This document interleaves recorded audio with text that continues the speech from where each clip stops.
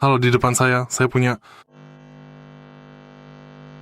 Potensic ATOM 2. Di video ini, saya akan menunjukkan cara mengelola identifikasi UAS dan cara mendaftarkan drone Anda.